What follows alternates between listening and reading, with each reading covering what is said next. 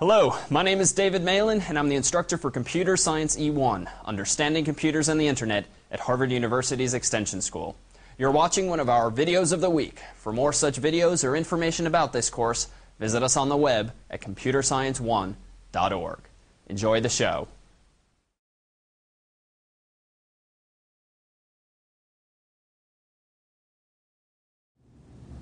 Hello, I'm Dan Armendariz, a TF for Computer Science E1.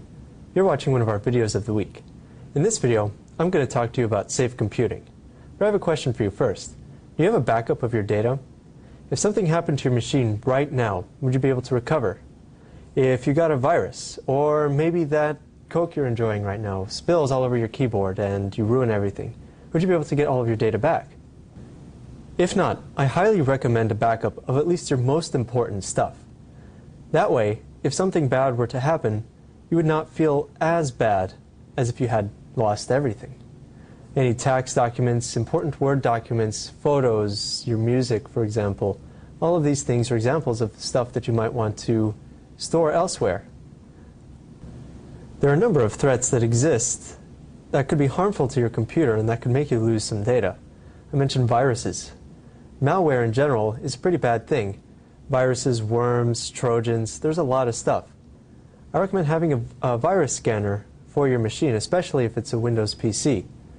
This way, you can at least tell if you have a virus. I also recommend a firewall to prevent worms from attacking your machine. In fact, a couple years ago, I believe we were hit with what was called the blaster worm.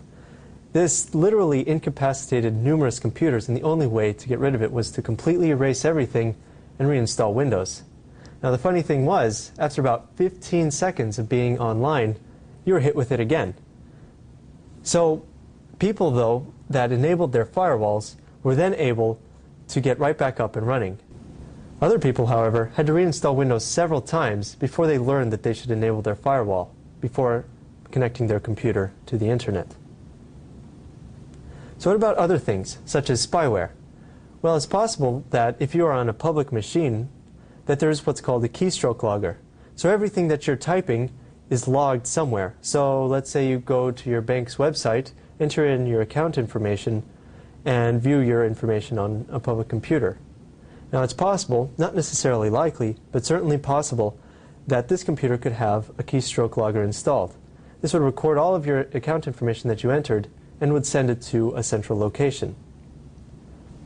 Now I'm sure all of you have gotten emails from a bank that you've never heard of, or a bank that you don't have an account with, asking you for your account information. This is called a phishing attack. We have another video of the week on it, and I recommend that you watch it. But this is another type of attack that you have to defend yourself against. There are some common sense tips that you can follow in order to protect yourself from attacks on the internet.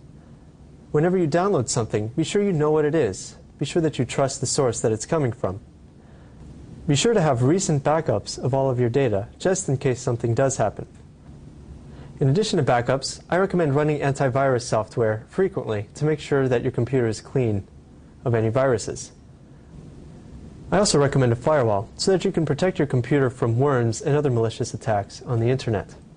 And lastly, I recommend not using Windows. Slightly tongue-in-cheek perhaps, but other operating systems aren't necessarily hit as hard as Windows users are. For example, viruses, worms, Trojans, all of these things aren't as prevalent on the Mac OS and on Linux as they are on Windows. Well, this has been a video of the week. My name is Dan Armendariz. Thank you very much for watching.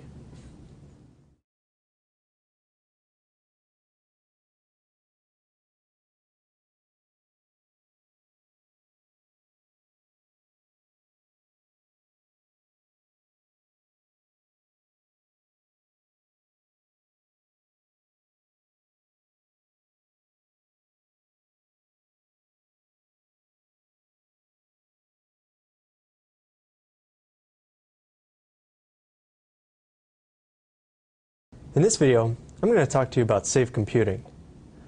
Do you have a backup? Wait, what? Didn't I just do this? Talking about backups? Creating a boot disk, I think, where I started talking about meteors and stuff? Something like that? Yes, that was the one. Okay. I was What would you do if a meteor came crashing? What would you do? If right now a meteor came through and destroyed your machine, would you be able to reconstruct your... Also, like I said before, I recommend the firewall to protect yourself against ominous stuff on the internet, to protect yourself against worms and anything else like that. I also recommend a firewall so that you can protect yourself against worms and the like. Running out of time. I also recommend a firewall. This way you can protect your computer from... I'm just going to recommend a firewall and not say why.